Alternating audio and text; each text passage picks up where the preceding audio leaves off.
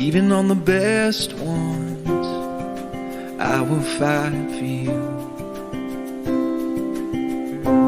Even in the heartbreak, even when we win, I'll be loving you. Over and over again, you'll be mine. Over and over again, I'll choose you every time.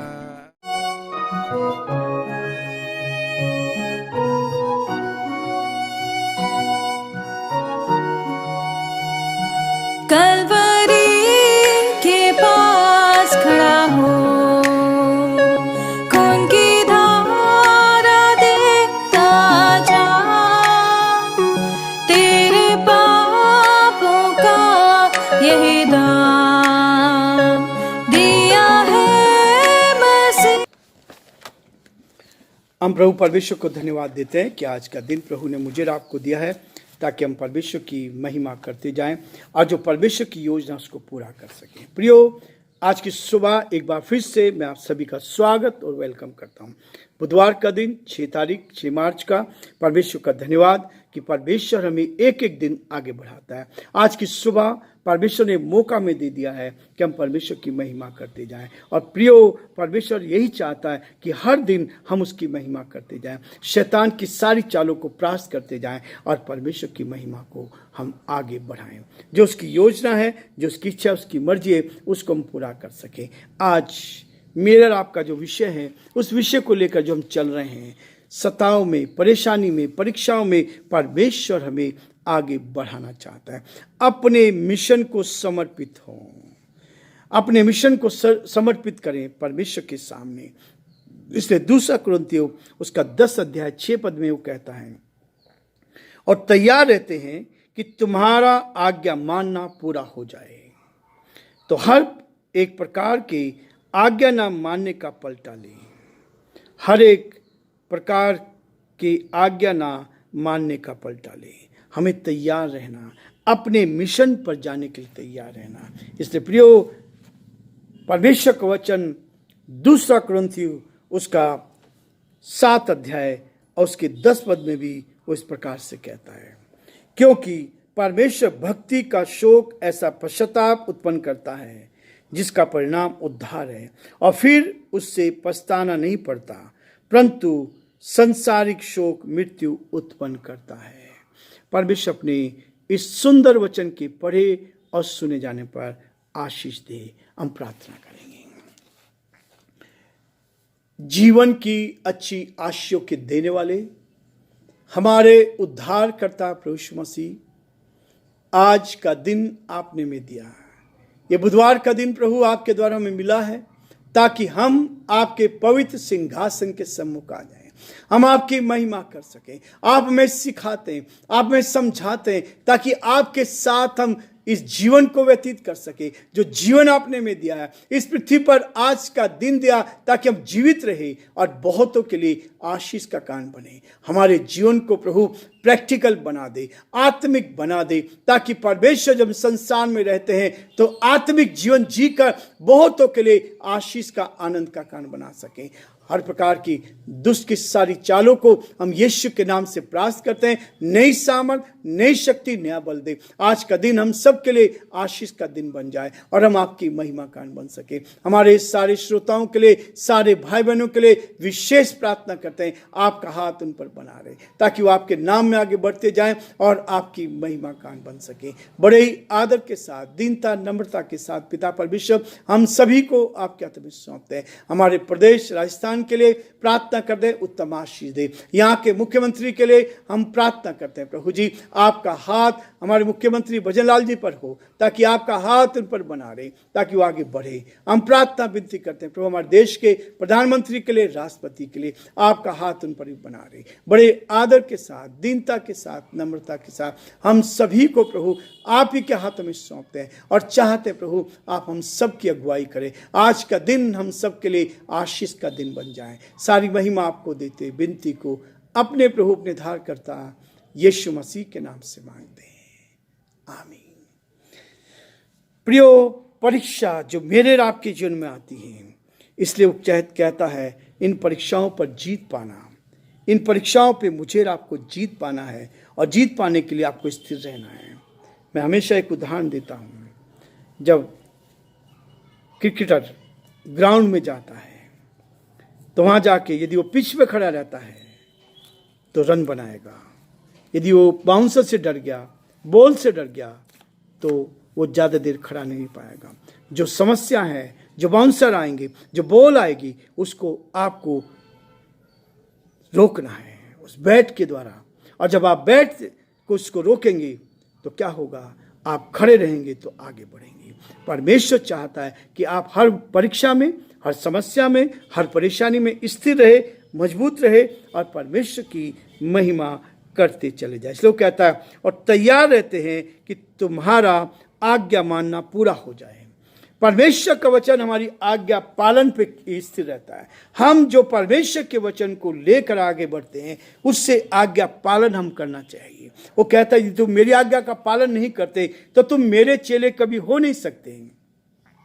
यदि हम रिश्वत देते हैं, प्रभु की आज्ञा है कि हमें रिश्वत नहीं देना है, प्रभु की आज्ञा है कि हमें इस वचन को अपने जीवन में फॉलो करना है, तो हम उसके चेले कभी नहीं हो सकते। इसलिए प्रियो, परमेश्वर का वचन कहता है बेईमानी से, गलत तरीके से हम परमेश्वर के साथ नहीं बढ़ सकते, संसारिक दृष्टि में बढ़ सकते हैं। संसार में यदि परीक्षा में नहीं, कल मैं इसी बात को कह रहा था, यदि आपके ऊपर तकलीफ नहीं है, परमेश्वर का वचन कहता है यदि परेशानी नहीं है, तकलीफ नहीं है, तो इसका मतलब कहीं ना कहीं हमने शैतान के साथ समझौता कर लिया।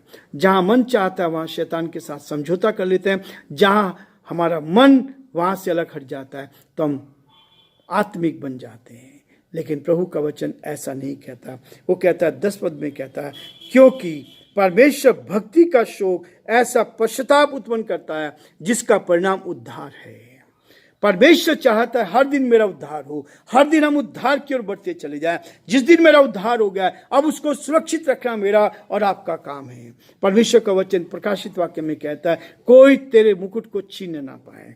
हमें वो उद्धार का मुकुट दिया गया है, हमें उद्धार के लिए इस संसार में रखा है ताकि उस उद्धार को हम दूसरों को बता सके। उद्धार पाने के लिए, मोक्ष पाने के लिए लोग बहुत सारी तपस्या करते हैं, लेकिन प्रियो, परमेश्वर ने मुझे और आपको बहुत ही आसानी से इस उद्धार को दे दिया है। यीशु मसीह ने अपना बलिदान करके इस उद्धार तक हमें पहुंचा दिया। जो कोई उस पर विश्वास करेगा वो उद्धार पाएगा, और न केवल उद्धार पाएगा, वो मोक्ष पाएगा, उस अनंत काल तक उस प्रभु के साथ रहेगा। इसलिए वो कहता है, तो हर प्रकार के आज्ञा ना मानने का पलटा लें।